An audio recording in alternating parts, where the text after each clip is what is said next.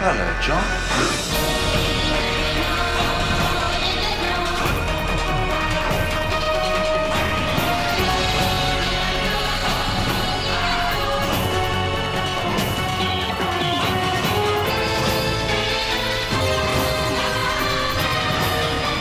I have travelled a long, long way just to see you again.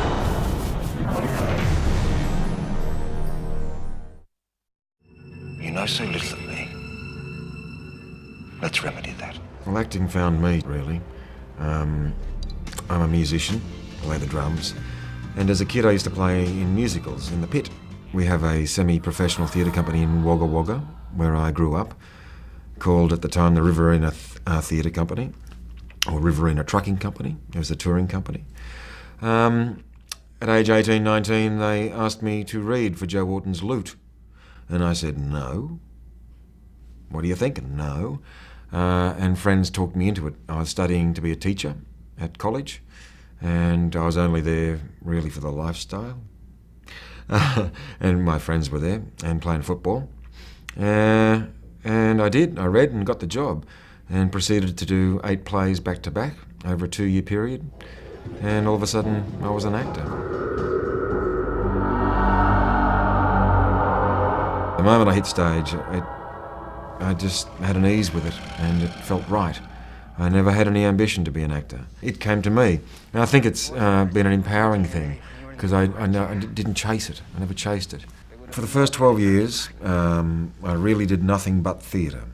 At home, people are, you do wear a badge of TV actor, theatre actor, film actor, and I certainly was known as a stage actor.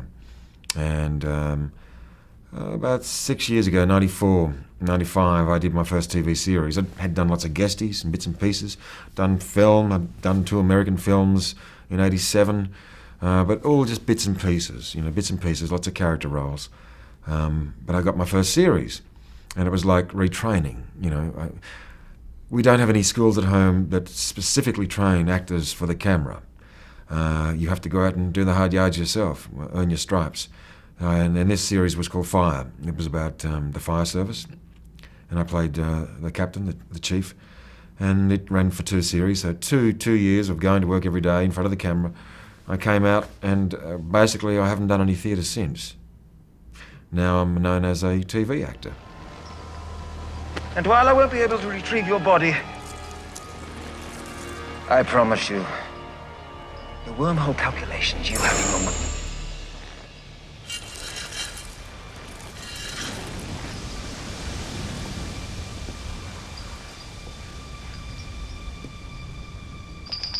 Who's there? Who's there? For many years I've always tried to what is my philosophy? How do I do it? And it's as simple as that. It either happens or it doesn't. It's got to come off the page. At the end of the day, it actually begins on the page. So if the pages are good and they're interesting, something will happen if the shoes fit, if it's meant to be me. I'm not a dramaturgical style of actor. I'm not a particularly academic style of actor. I'm a physical actor. I'm a hands-on actor. I like to get dirty. I like to just throw it up into the air, into the wind, with whoever's playing opposite me and the camera, etc. Just have fun. Let's see what happens. Let's get dirty.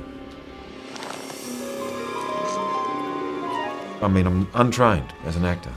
I've done 2 voice classes in my life, just to try and we have a lazy mouth, Aussies. We can be quite lazy. Our lips don't move much. So that was it. I've done 2 voice classes, and yet I've done about 8 productions of Shakespeare, the Berkoff plays, classical English plays. So I just work it out as I go, and I've devised a way that Wayne works, and it obviously, it's useful for me. But to actually explain it to anyone how it works, it comes from the inside out. It's the imagination, purely imagination with me. I can be in character right here now, and it's gone. I mean, I don't stay in character or do any of that stuff.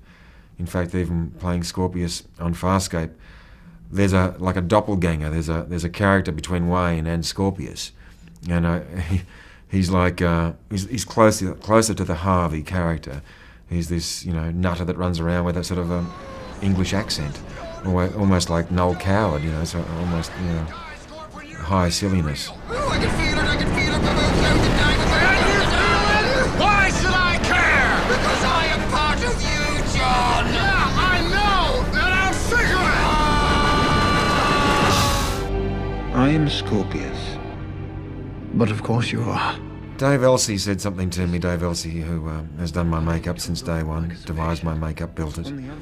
David has this thing, he would say to me, Wayne gets in the chair as Wayne, he puts the makeup on, and he walks away as Scorpius. So something happens in the application of the makeup. I had him, I had his voice, I had the whole thing going on in a screen test with 1 page of dialogue, no makeup, and I hadn't even had a look at a design, I had no idea what he'd look like.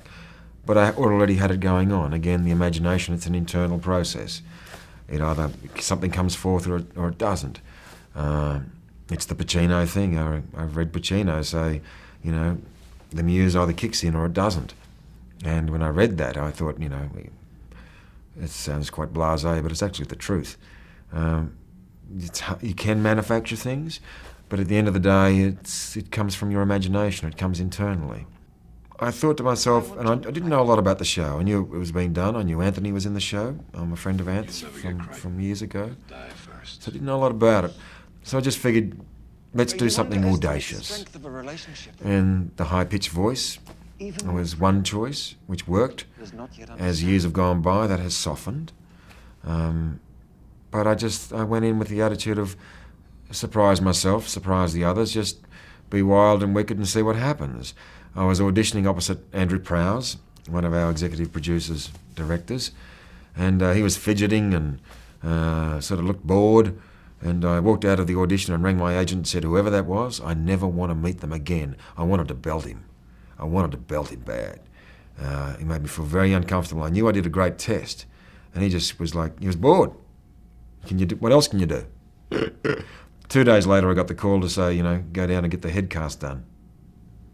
And Andrew and Ben are the people outside of David Kemper and the writer's office. They're the people I go to for help, to plant seeds for the future, or questions about continuity or where we're going. Prowsey's my greatest supporter. It's a good thing I didn't belt him. You put something in my head. A very sophisticated neurochip. It contains... it contains me. Evil, intelligent, sort of Dr. Spock. Is that his name? I don't think they knew. They just wanted a real badass. They wanted someone who was going to be threatening and dangerous, who was highly evolved, who was very bright, who was an engineer, who was a scientist. So he had he is a higher being in a sense. I had very little to play with. Those sort of conversations were more after I was cast. We started to fill in a few gaps. I'll get a little bit more data of Ricky Manning and David Kemper. But I think really he evolved. The makeup, the costume, me. Even like this year, I would catch myself in the mirror with the costume and go, the spine and the tail, just go, wow, what a wicked costume. Had it been another costume, I might not be sitting here right now. Had it been a different makeup, it mightn't have worked. With the 3 elements together, it was magic. Dave Elsey, the first day I did my camera test, I put in 1 contact lens. No one's a fan of contact lenses. I didn't particularly want to wear them. I had worn them before, doing The Lost World. But anyway, they put the lens in, and the original lens was like white with a real tiny little pinprick. And they put 1 in, and Dave looks at me and goes, Louise, his wife, his assistant, take that lens out. Oh yes, Wayne's eyes are much colder. And the great thing about it was, there's nothing more disarming than having human eyes looking out of that makeup. You can't run away. And also the contacts are another shield, another barrier that you have to work through. I was just so available and so scary. The human eyes. Deal with that. So there, all those little ingredients came together to make him what he is. The design too, originally I was to have like hair from here, like the helmet, black helmet, and then this lank, straight hair. Again, for whatever reason, when Dave eliminated that from the design, was a good choice. But it's like juggling. It's like cooking, you know. You throw it in the oven and with a bit of luck it pops out and it's good. And it did. It worked. And I've no doubt I would not be sitting here if one of those little elements had been a little bit different, or in some way had been attenuated in some other way, particularly the contact lenses. If Dave had insisted on those lenses, I have a sneaky suspicion I would have done the 4 eps, which was the original intention, was for Scorpius to do 4 eps. But we knew after the first day that, okay, we're kicking ass here, you know, this is something very special. We can't discard this in a hurry. And sure enough, I've become integral to the show, to the family of Farscape. Chance, you know, chance. What a wonderful thing. Just by chance, it worked. I was not in the first round of testing. I don't think I was in the second round of testing. I was the panic testing. We can't find him. We can't find him. Then they found me. If someone else had been cast as Scorpius, they probably wouldn't be sitting here right now. And I love that. The haphazard nature of the way things work in the world. You know, you just have to give yourself over. Give over, and the universe will look after you. Or it won't. You think I'm bluffing? Do you want to die? Is Scorpius a difficult character? No. No, it's been a liberation. And also Harvey, the clone. Absolute liberation. Wayne doesn't get to do comedy very often. I surprise myself. Doing both of them. But, no. Not difficult. There's physical difficulties. The heat. My skin has suffered. This year I actually broke out in dermatitis for the first time. Had to be sent to the doctor. Couldn't go to work for a number of days. All my skin products, all the groovy, expensive products in the bin. Back to the chemist, and you know, the products are $5 products that you use on babies. But I got into a bit of trouble this year with my skin for the first time. I'd never had anything like that before in my life. But we recovered. But there is a little price to pay. The heat probably is the worst element. Anytime I worked outdoors, you know, it's tough. It's tough. To complain about it? No. Because of the gift. It was a gift to do. Not a complaint in the world. And I've got great support crew. The people around me looking after me, whether it's with hydration or, you know, everyone goes, you know, people are very sensitive to what you're going through.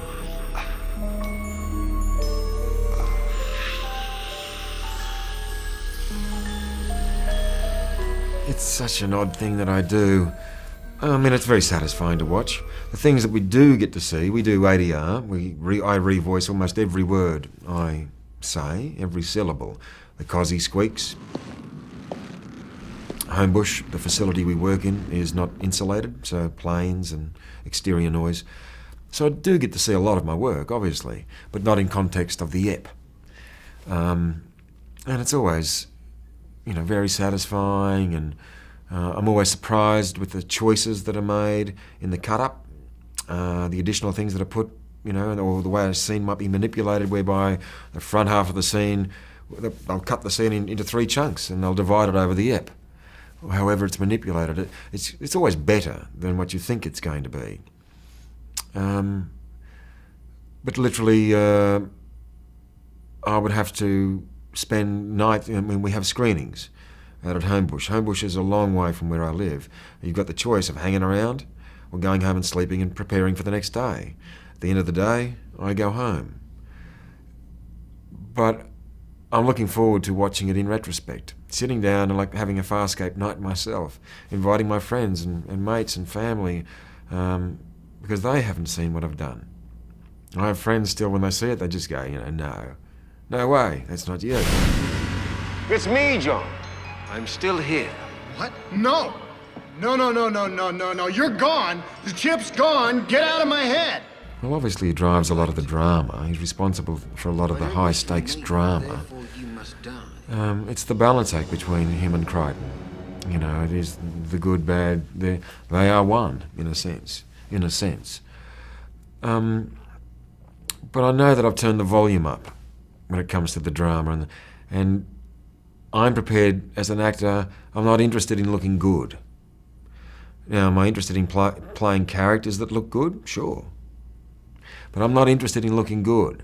So I get pretty dirty and ugly, and I'll throw it away. You think I want wormholes to betray peacekeepers and to conquer the universe myself? I don't want power. I want revenge. I really love challenging the audience and challenging Ben and the other actors. I'm interested in exploring things that aren't on the page. My coolant rods were not in the script. That's an invention between me, David Kemper, Dave Elsey, and Colin. A couple of conversations. Let's reveal something and make it interesting. We found a really interesting reveal. So I'm interested in actually the bits that aren't on the page.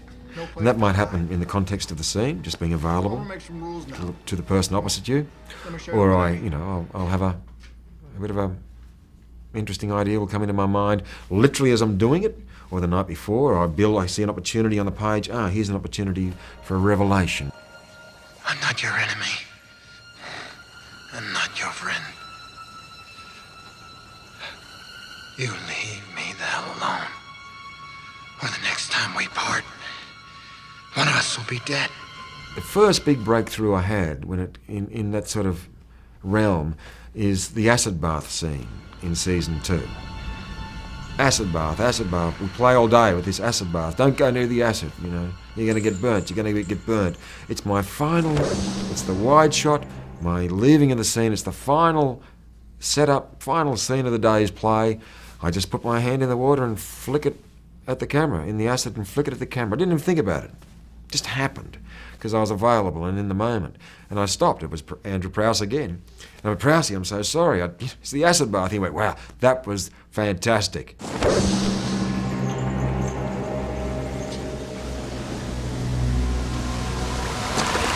So that twing, okay.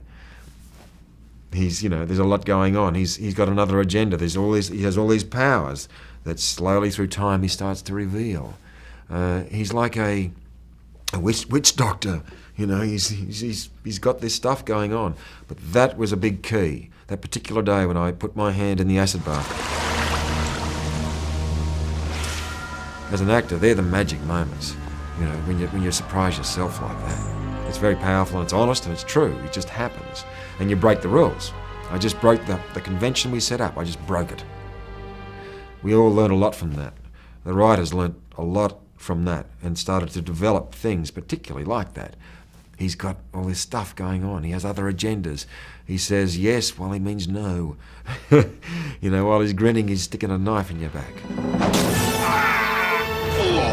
So that fueled, it was liberating and fueled a lot of my natural instincts, but it gave the writers fuel to go off and go, wow, we can surprise and challenge in a way that we hadn't anticipated. Breaking conventions, very powerful. My first 4 reps, having that mask on, I used to lie in bed at night. I could still feel the straps and the pressure on my face. I'm lying in bed and I have it on in a funny way. And I'd wake up in the middle of the night, not dreaming. I'd wake up and go, oh, no. It's just the oddity of the pressure that I had on my face. Now that disappeared, obviously, in time. But as a part of your subconscious, obviously, it drives a lot of creativity. So I would often go to bed, or usually go to bed with my script next to my bed and a pen. So I'd wake up and write down an idea, write down a note. And it wouldn't be so much dream as just some clarity would come. And, I wasn't in deep sleep, I was just zoning out. But your mind is churning, and it's usually in and around problem solving. You solve a problem. Something doesn't feel right on the page, and it comes to you if you let it. And many of the night the script isn't next to my bed. I have to get up, turn the lights on, go and find a page and write it down, because you don't want to get up in the morning and it's gone. So it's deep inside you, character work, deep inside you. Wormhole technology, without it, the Sabatian race will be overrun. Thousands of cycles of history gone. There's so little time. Sometimes I feel it is already inevitable. It comes through experience, and it comes through an ease with the other actors. I mean, Ben was just amazingly generous when I started on this show, on Farscape, and allowed me just to play. So I've always been confident at work of playing. Now I've tried to do that with other people, try to engender that in with other people, let them know that they can go for it, This is a safe environment to play in. I might do a little meditation in my van, just go relax, whatever I run through my head, whether it's some dialogue. If I ever I often lose the voice. It just goes. And my key to it is just to go, hello, John. That's all I need to do, and I'm back. I can get it like that. I have days where I'll be going, hey, someone stole my voice. Where's my voice? Give me my voice back. But all I have to do is just relax, and it's there.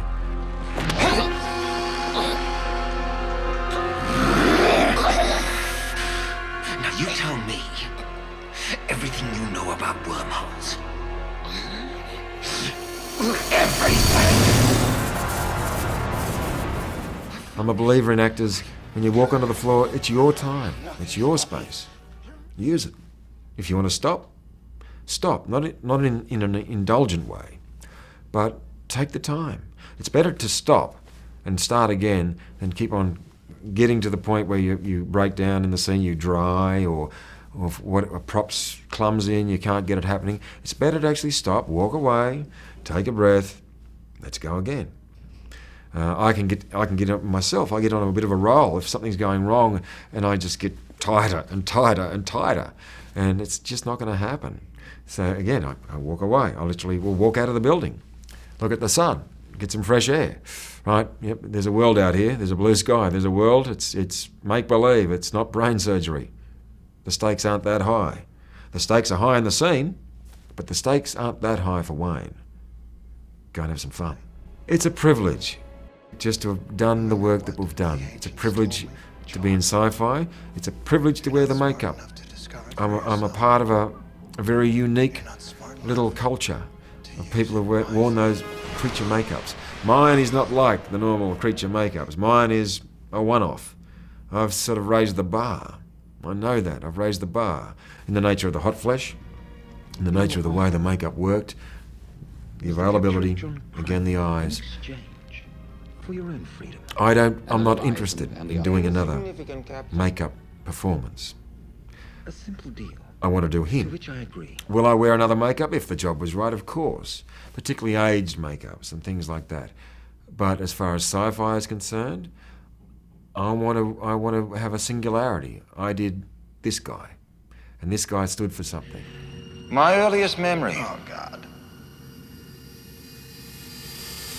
is pain. This guy actually stands for disabled people, I've discovered. I got that last week in Burbank for the first time. I've got all these people there in wheelchairs. I didn't know what was going on. They're there to see me because he was a black swan. He was born with all these difficulties, all these physical ailments that he has overcome and evolved. All the great things that I've got out of doing him and being in Farscape, that is potent. He's a stand for disabled people. People see him as a hero, as a leader, as someone who has strength. That's fantastic.